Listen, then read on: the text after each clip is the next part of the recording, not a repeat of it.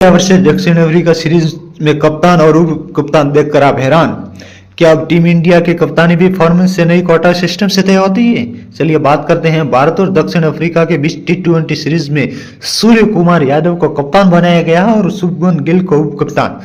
Fact यह है कि सूर्य कुमार यादव 2023 में T20 फॉर्मेट में भारत के सबसे ज्यादा रन बनाने वाले खिलाड़ी हैं।